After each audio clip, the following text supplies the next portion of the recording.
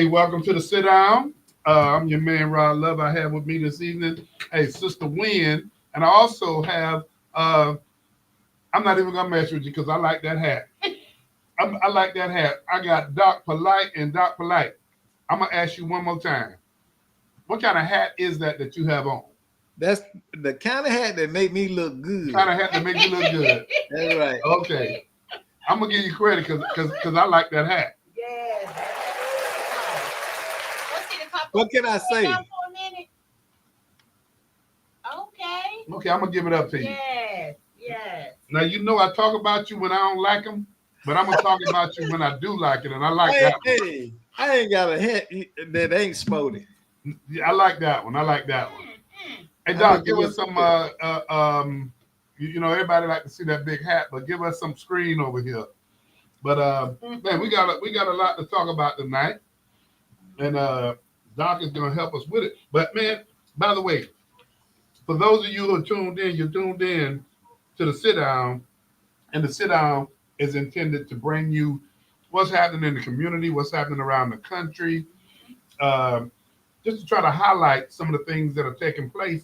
But one of the things that's taking place right now, and I don't know if you and Doc saw this, Orange County Public Schools is expected to lose about three 3,000 students, and that means about 27.8 million, almost $30 million for the next school year. A loss that has prompted fears about teacher layoffs and crowded classrooms. So Oh How wow. you gonna lay off teachers when you got a teacher shortage? Yes. That's Move them around. that makes no sense.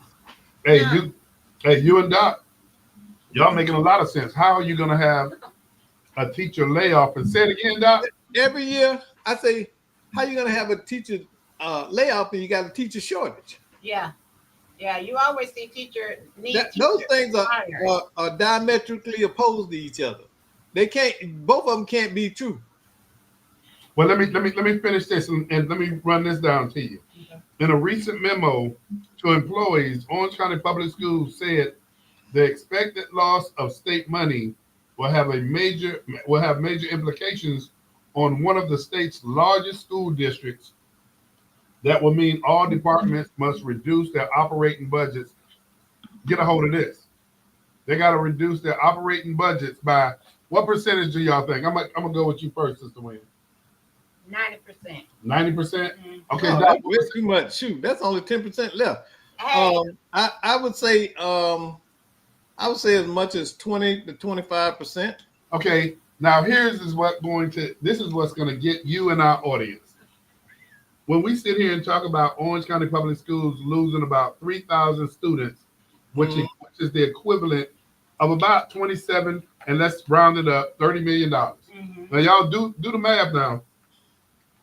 In state funding dollars for the next school year, a loss that has prompted fears about teacher layoffs and crowded classrooms. And then it goes on to say, in a recent memo to employees. Now, Okay. this Your is a staff, memo your that, staff. that went to employees, Mm-hmm. said its expected loss of state money would mean major implications, and that here, I already told y'all, guess how much, so I'm gonna go ahead and tell you. Each department must reduce their operating budgets by 2%. 2%. So now that would lead you to ask the question, how many departments is it?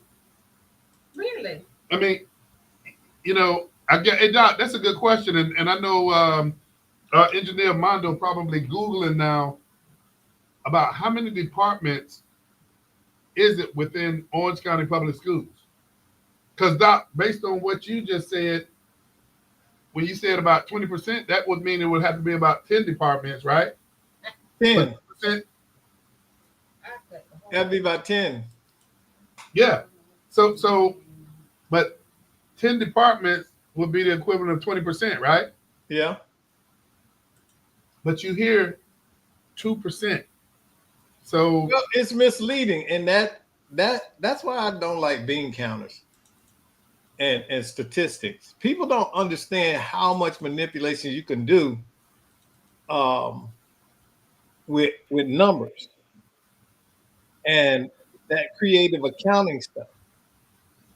Okay, if I take a poll and I say, I come to you, Rod, and I say 100% of the people surveyed said that they don't like peanut butter and jelly.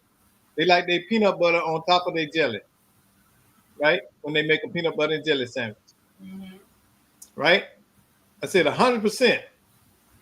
Well, if 100% is two people, there's only two people like it that way. As you break it down, yeah, I see how you breaking the numbers down.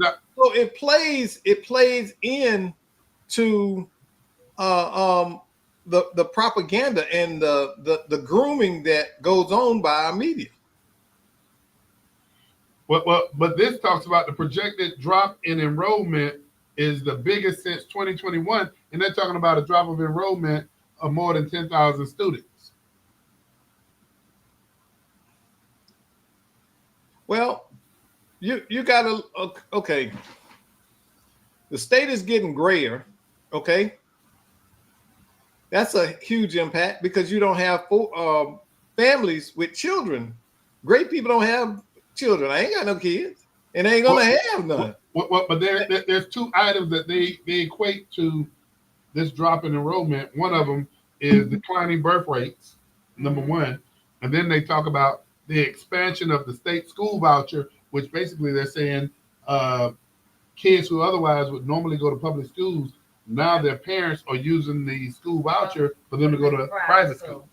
Well, they got to justify from their scope, but I guarantee you a lot of it has to do with, Rod, the cost of living in Central Florida is astronomical. People aren't moving here. And the people that are moving here are older people. So older people don't have kids. So we're not replenishing it in all the regular avenues that historically would have been replenished. Okay, well, let's have this I conversation. beg to differ. I think it's more of families that are moving here because every time you turn around, you see houses being built. You're seeing apartments, road structures. So I think it's more a more lot families. Okay, here. but what if I were to say to you and Doc that maybe you both could be right and we still come up with the wrong equation? And what I mean when I say that is here's something that let's bring this up from the perspective that this could also be an issue, and that is government getting so large to the extent that you have you're bloated. And when I say bloated, man, I give teachers all the credit in the world. So the people that are on the direct lines, we're talking about administration. But I want to hit back on something Sister Wynn said, and a lot of people don't know this because see, you're pointing out about they're building the houses and apartments. You have to understand the pipeline for that type of stuff. Those are on the PUD, and the PUD is what? What's the PUD?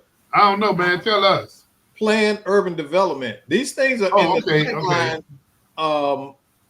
Sometimes 5 to 10 years out. They have to build them because they have the funding and they put the infrastructure in. So they're already committed to building that. That could be that what we could see now could have been planned 8 years ago. And they have to spend that money because it's financed completely out. Okay. You see what I'm saying? So that's not always a good indicator that that there's population growth. But what happens when there is just? I mean, as Sister Wynn mentioned, she's looking at looking at all the rooftops going up. But what happens, Doc, when you have to make an adjustment? What happens when you see population reductions, as this is actually pointing to when it talks about reduction in declining birth rates and things of that nature? What do you do from a governmental perspective? Well, the natural thing would be to reduce your costs. Doc, you biting your tongue, but what you have to do is like what everybody else who is a family with everybody else who's a small business, what they have to do when they see the marketplace They or the cut back their environment. spending. Yes. Yes. Yeah, that's what I said. That's what I'm saying. They have to do that. And see, what I don't get about these kind of entities like school systems. The most critical people in the school systems are who? Say that again, Doc. The most what? Who are the most critical people in the school system? Teachers on the front lines. Exactly. So why would you cut them? Why can't you cut administrators? You got people. That's like. Did you see the article about the lady, Orange, city of Orlando, or Orange County? How much she made today? What was that? No, I didn't see that. I have to look it up. Hey, but Doc, you're going exactly where I was trying to lead us to, and that is when you see stuff like this, and it's real interesting. When small businesses have to tighten their belt, when families have to tighten their belt, there's not a front page story about that. But when government has to tighten its belt, it makes the front page. Well, and unfortunately, that's unfair. But the citizens have got to demand that governments at the local, state, and national level start putting in balanced budget amendments to the laws. Hey Doc, is this a plea for additional taxpayer support? Is this a plea for a new tax? What do you think this is all about? Well, yeah, it's a feeler. I think it's a feeler. They're sending out a feeler to see how people will react to them asking for more taxes or the millage rate increase or whatever is their source of funding. They are priming the pump. They want to see what the public response is going to be. Are the people going to call and say, "Oh, we can't lose our teachers. Oh, we need to make up the difference from somewhere." Well, I can tell you now, in all of my living, governments are the most inefficient and sloppy operations you could ever work for. I don't care what government it is. Okay, I've told Rod stories about when I was in the military and how wasteful it was. And you see you see it up and down. It's not just the U.S. government, it's state governments. I work for states government. I ain't gonna tell you what state, but I can tell you now they're all wasteful. Why? Because it's someone else's money. If you came to my house and spent my resources the way that the government spent our resources, I would probably knock you in the head. Because it does not make sense. I'm serious. You got to think about, and they sit up there and say, "Oh yeah, this year our budget is $5 billion." That's a lot of money. They say it like we just gonna say, okay, that's like $100. That's a lot of money. And how much of it is waste? I guarantee you at least 30 to 50% of the dollars that are spent in many municipalities, especially huge ones like Orange County and Orlando, it's a significant amount of waste. Wow. Doc, remember the times when you used to hear politicians talk more about I mean, on both sides. Fiscal responsibility, fiduciary. Yeah. And they meant it. They meant it. Hear that? But do you hear that anymore? Have you heard it all? No. Now they've switched. The Republican Party has switched from balanced budgets and cut spending to the culture wars. All you hear about them now is woke, and it's replaced the message that has for most of my life been coming out of the Republican Party, which is fiscal responsibility, malfeasance. I mean, this is something that the Republican Party galvanized around with Ronald Reagan. Mm-hmm. It became their mantra. Okay, and they were at it, and I know what they talking about Democrats, because Democrats, they are clueless. You know, it's watching politics now is sort of like um the um the 12 blind men that went to see the elephant. Y'all know that parable? Tell me. Okay, the 12 blind men went to see She the gonna elephant, get in trouble with her pastor, but and tell us. they wanted to they all described the elephant, and one of them, he was at the back and he touched the tail. He said, "Oh, it feels like a hairbrush," right? Mm-hmm. And another one was on the side, and he was rubbing the side. He said, "Oh, it feels hard and spongy. An elephant is hard and spongy." And another one had the trunk, and they said, "Oh, it's long and it wiggles around and it grabs you." That's how people are in government. Everybody describes what's going on based on their perception of their part of it. And that's the problem. There's not a whole holistic picture that any government has of itself. It doesn't see itself as interconnected. You got all of these players who are in the government, have no idea how they're spending their money can impact the school system. Hey, Roads and things, parks and recreation. They got money. They don't coordinate that and say, hey, maybe together we can align with the schools and provide this to accommodate this program for both of us. Well, here's a question to both of you, and Ms. Wynn, I'll start with you first.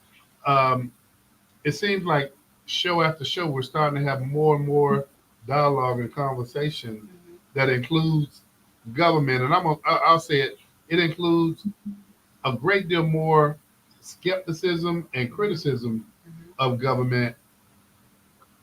Why are we having more conversation about what it is or isn't doing? I mean, Ms. Wynn, I'll pass it to you first. Wait, hold up, Doc. Hold up, Doc. Ms. Wynn, you tell me what your perspective is. Why do you think? Hey, we done told you, but jump in. Get in where you fit in. I just don't see a lot of accountability on what they're doing. It's almost like when it's a race. They always talk about what they're going to do for the public, what's in the works, but when they get in that seat, I don't see anything. And you hit some on the head. It's always about accountability, but it's accountability going out on everybody else. Yes. So Doc, what's your thought about it, man? You know, I don't think we're being critical as much as we're being observational about what is actually going on. We're not making these plays. They are. This is stuff that you can see being done. It's always like I say, you can't get mad with people when they mention the stuff you put on your resume. You can't. This told us who you are. We're seeing that you're irresponsible. Okay, you're not efficient. You're callous with taxpayer money. So why would we turn our cheek and say, well, no, I hope it gets better? It's our job as citizens. It's our money. It's our lifestyle that's impacted by these choices that these leaders make. You know, you got to jump in. You got to jump in. But on the flip side of that, they always ask the question, what is it that you want to see in your community to get done? Okay. Do they ask that? Well, I mean, to me, if you're representing my community and you work to come and see my community, it's almost like you should see the things that needs to be fixed in that community. Okay, so are you talking about an elected official, or are you talking about government? I mean, employees? It starts from the bottom and you have to work your way up, correct? Well, some people say it's the other way around.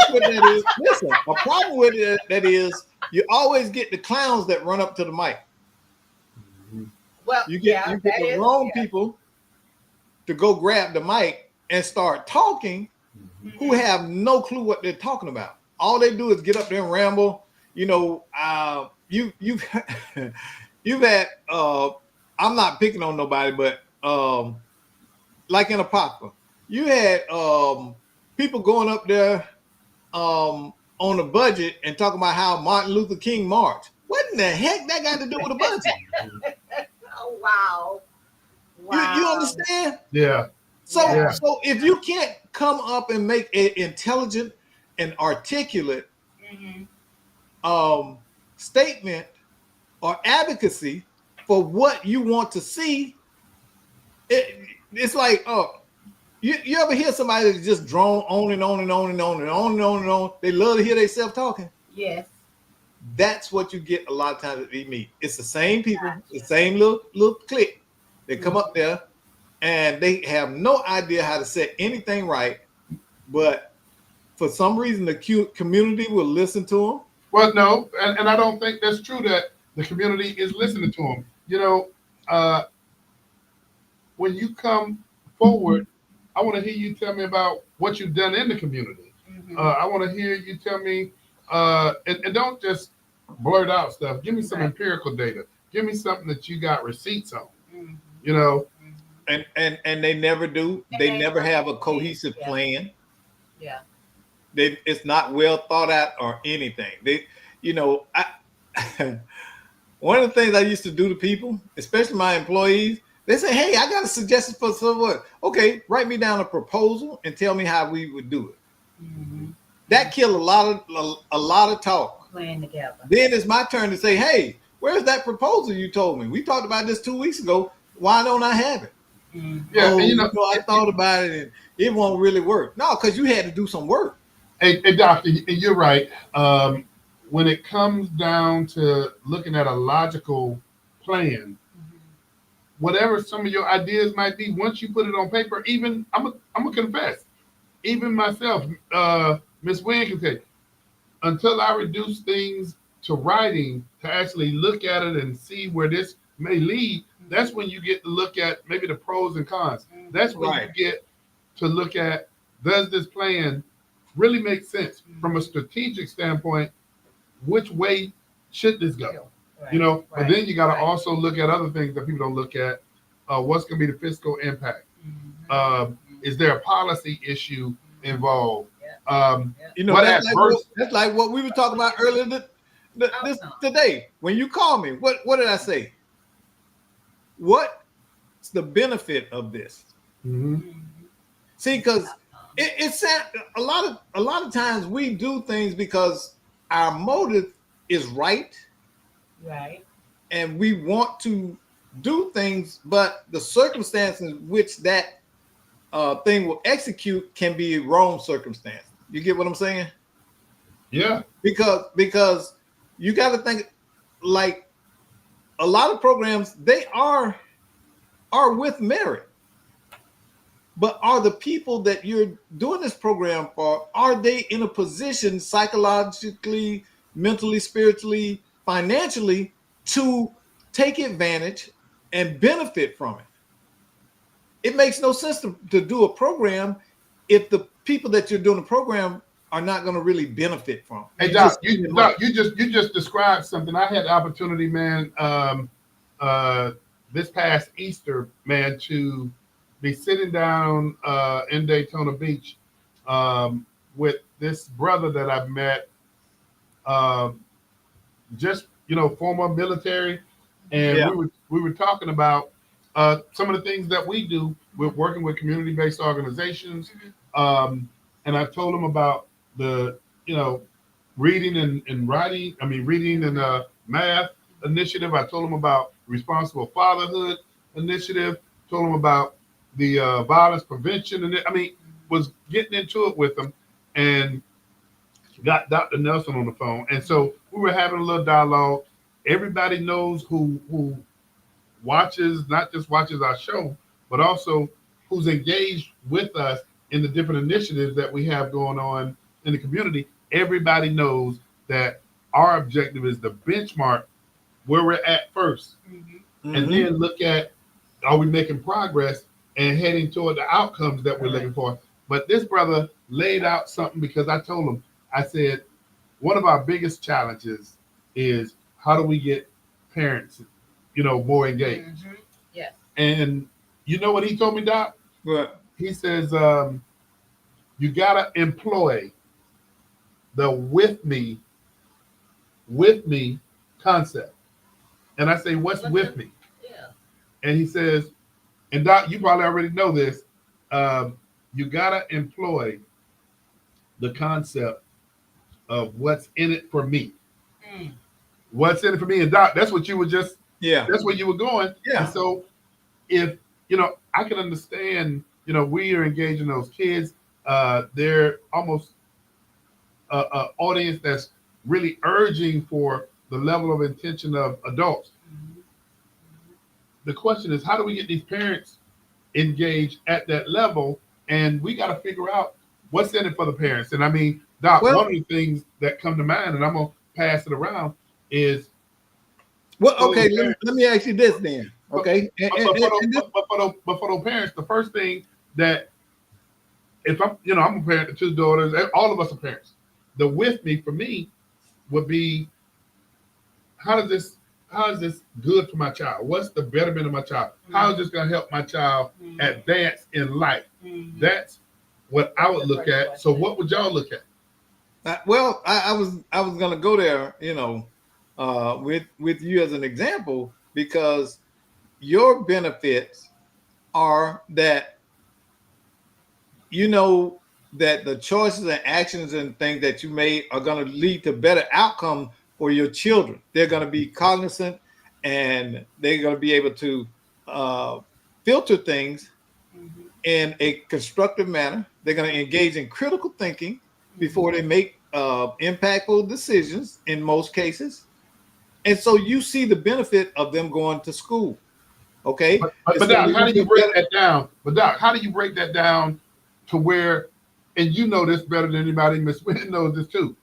If you got to give an elevator speech, meaning you got, if 2 minutes. So what I say is, Miss Wynn, what's your son's name?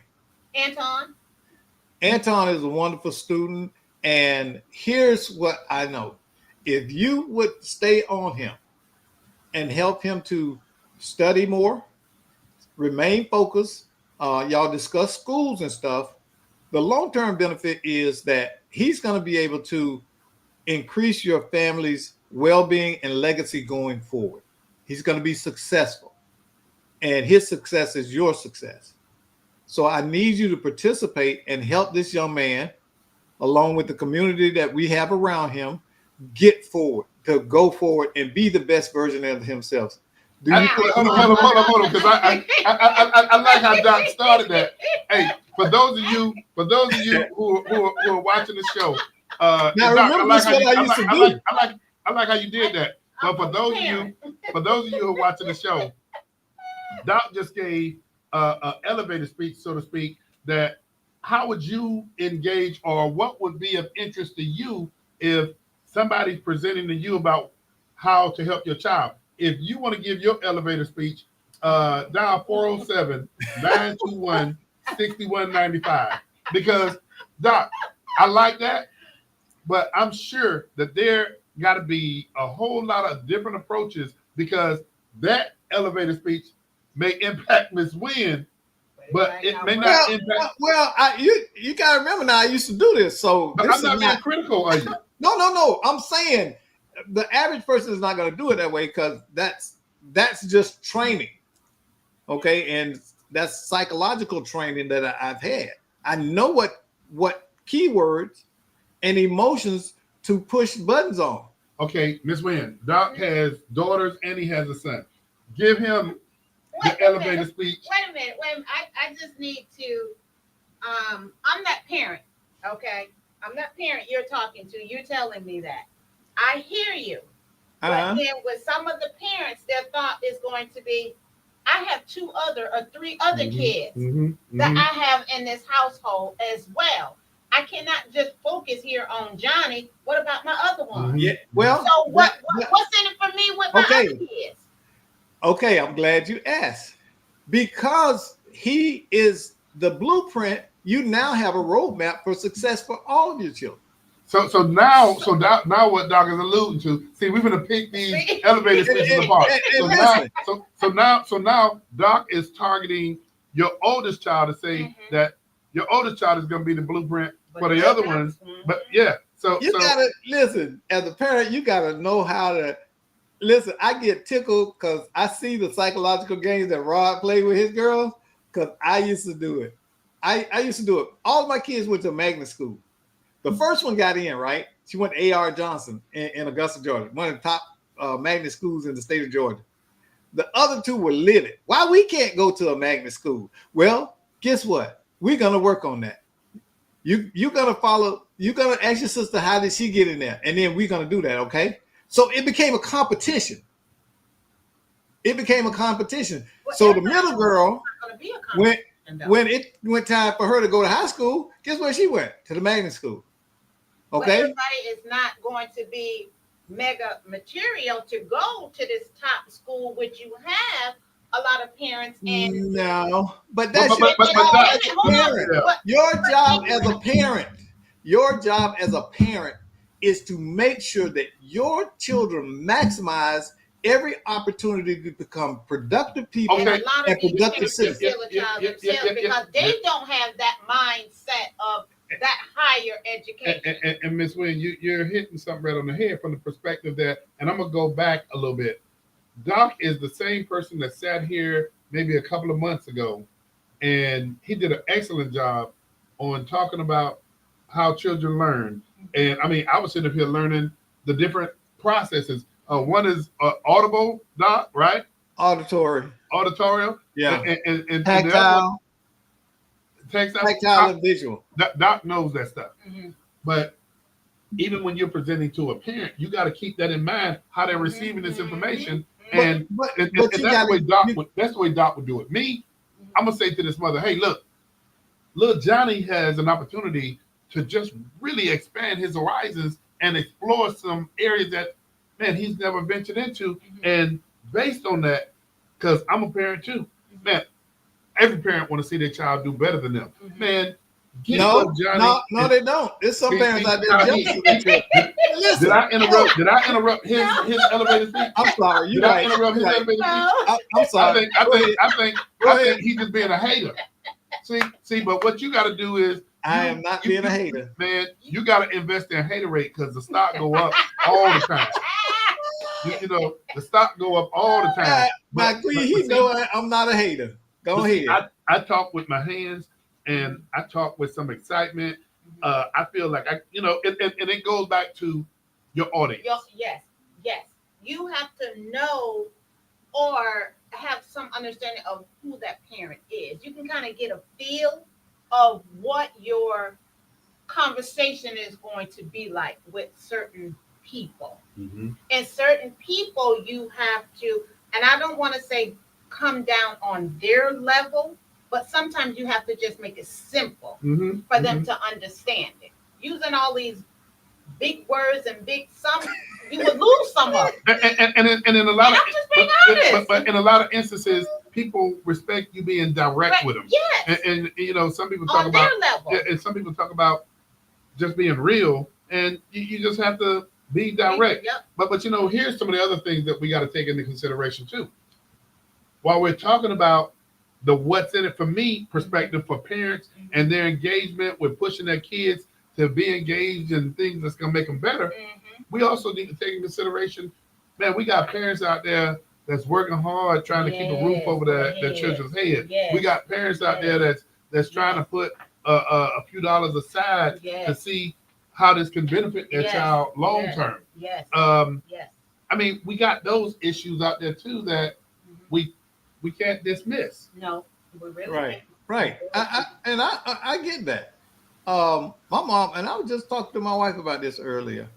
When it came time for my mom to retire, me and my sister sat down and we made a decision. No matter what my mama had to go through, she was not going to be by herself in a nursing home or any of that kind of stuff. We didn't care what we had to sacrifice because this was a woman that worked 3 jobs to raise us. And Ryder tell you how much I love my mom. I mean, people love their mom, but I really love on my mom and loved her. And there was nothing that I wouldn't do. And right now we have my mother-in-law with her, and I treat her with the same amount of care, kindness, and love that I did with my own mother. Why? Because she is another mom that sacrificed. Doc mom was something else though. Let me tell you. Doc used to have to give me the alert when he was in the car and I called. And Doc would say, hey man, I got you on speakerphone. But Queen, you know what was so funny about it? What? My mama could beat me and Rod cussing. Oh yeah, she can roast people. I mean, really bad. But you know, we have to think about well, I think about legacy all the time now. What am I leaving in the gas tank for my kids and my grandkids? You know, and it just warms my heart, man. I love my grandkids. I love my kids, but I adore my grandkids. And to spend that time with them is so precious and so important because you're seeing your life continue on through them. And you want the best for them. Yeah, you so right. My plan, I was telling my kids, I ain't leaving y'all no money. I'm setting up a trust for the grandkids, and they're gonna have to do X, Y, Z. See, but see the conversation we're having though, and I want to bring us back. I want to bring us back home. The population that we're working with. I mean, come on, let's face it. We're working with a population in at-risk communities. I mean, we're working with a population of kids that came from environments that we came from. Right. And so let me say this, and I want to say this to all y'all in at-risk communities and poor people. What my grandma used to say to me: just because you're poor, don't mean you have to keep a nasty house.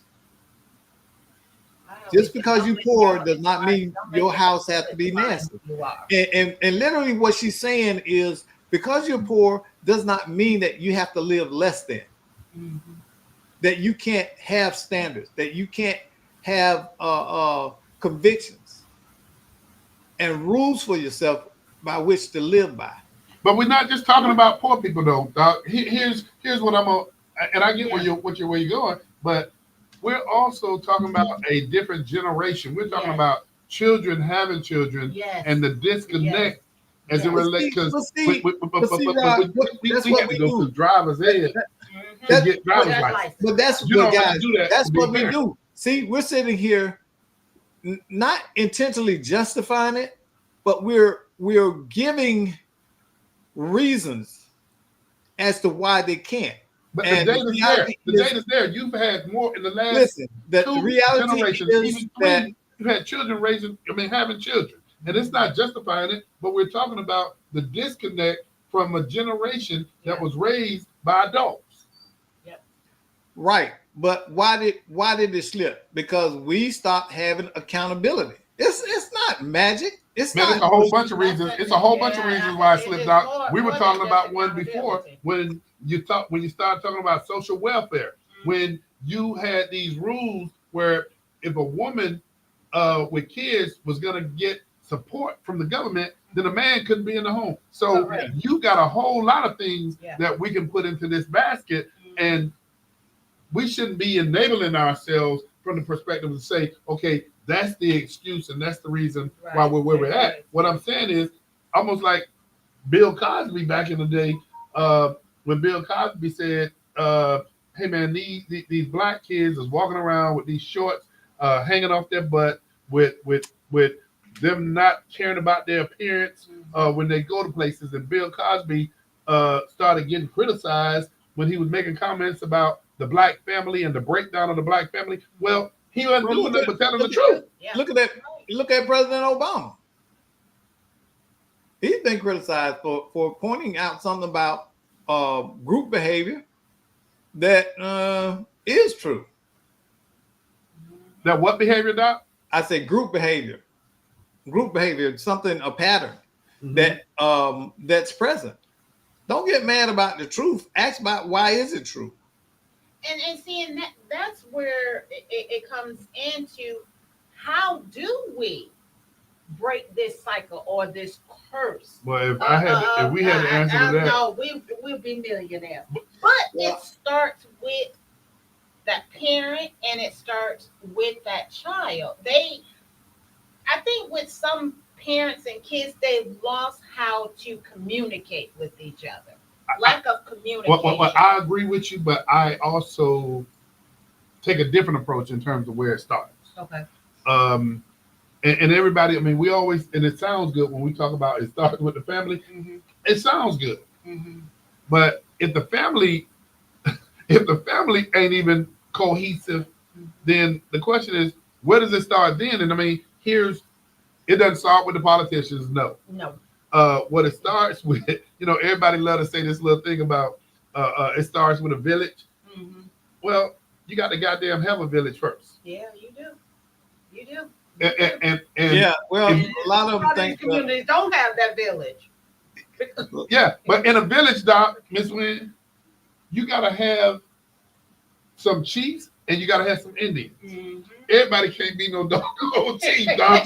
But you got to have some rules and regulations that everybody agree that and that they're enforced. Yep. And there's consequences for breaking those rules. Yeah, and clear consequences for that. And that's almost like if you live in a neighborhood, you got homeowners. You have to follow the rules in the neighborhood. And on top of that, those are the rules. But also, when you see little Johnny and he just walking down the sidewalk and his house 4 houses down, there's an obligation to say, hey, little Johnny, your mama know you down here. There you go. Yeah. And then little Johnny turn around and cuss you out. But you know what? And go home and get his mama. And she come back. But do you know little Johnny mama?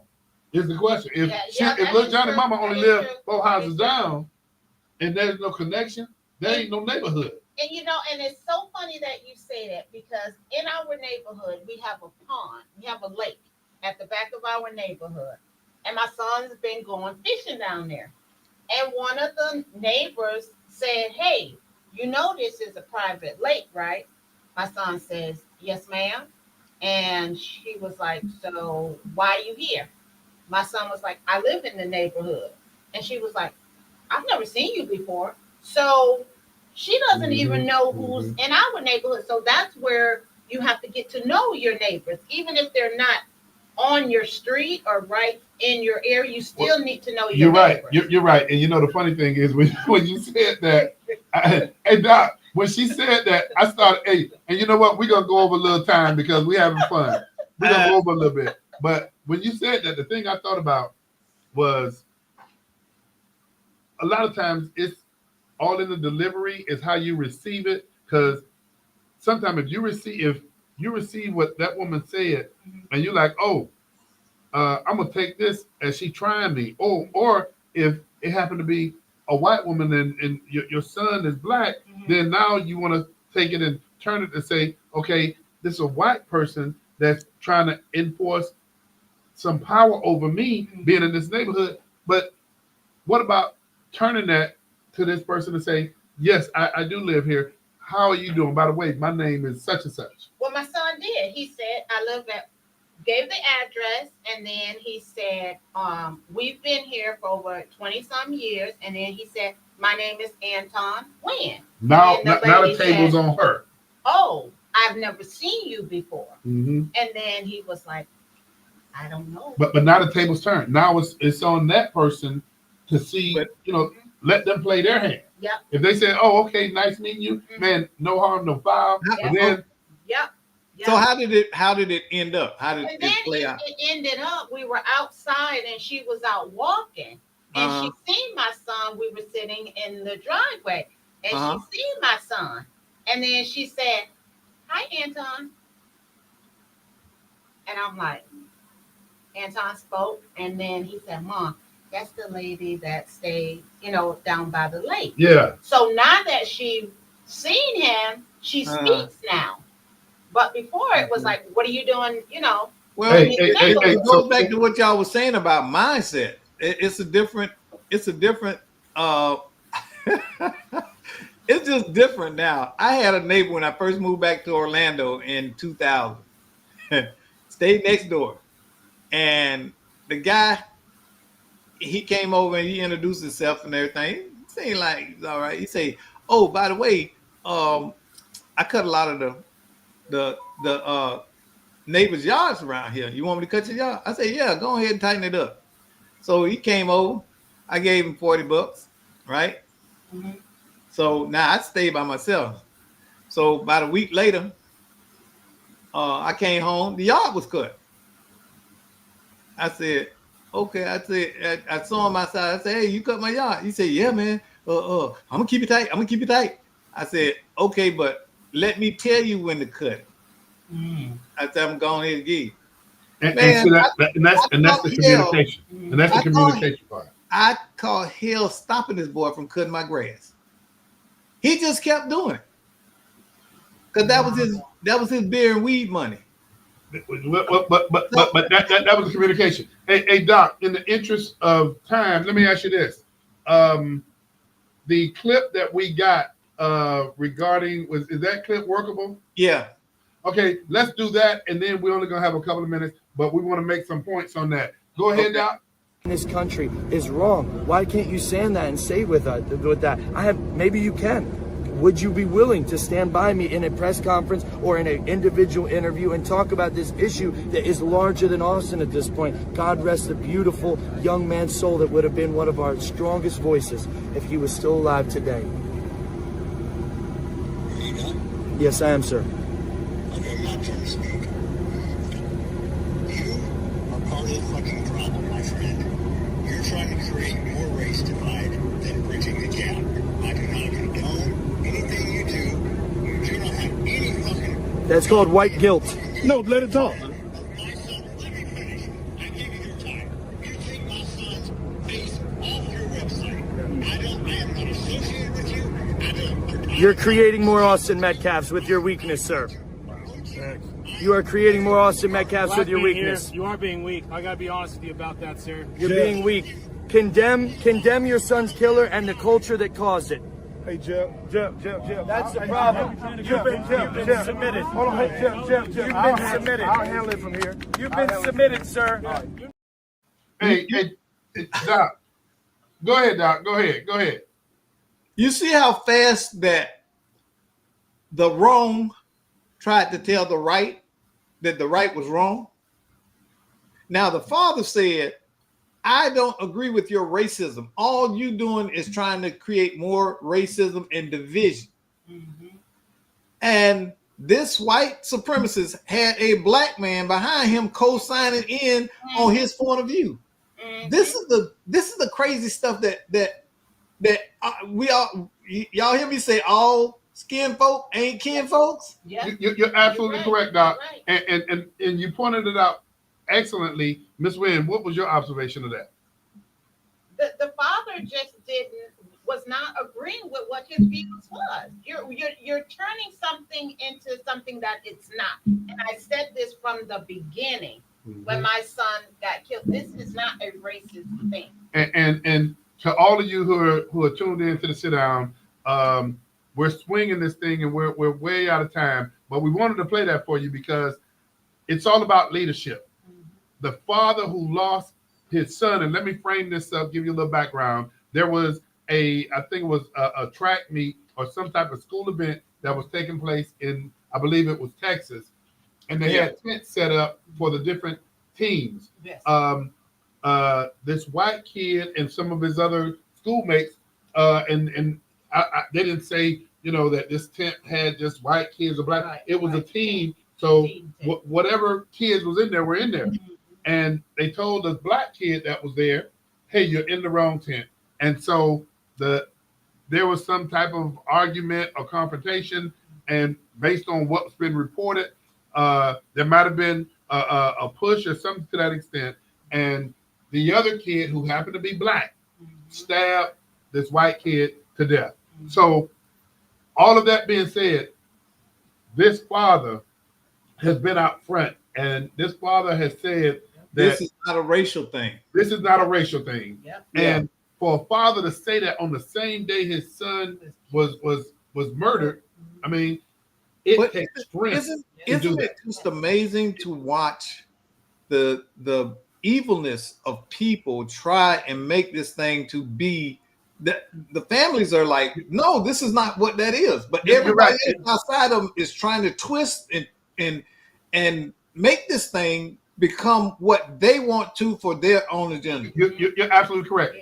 To our listening audience, bottom line is this: we got to take our hats off, our hearts go out to the father and his family. What we will leave you with is simply this: it's all about leadership, and leadership matters. So, with that being said, I'm going to invite everybody to tune in to the sit down next week. I want to thank my co-host, Sister Wynn and Dr. Light. Again, Dr. Light, I'm going to give you credits tonight, man. I like that hat. I appreciate it. Hey, for those of you who tuned in, we look forward to seeing you next week. Hey, bring your issues to the table. We'd love to discuss them. We'll see you next week on the sit down.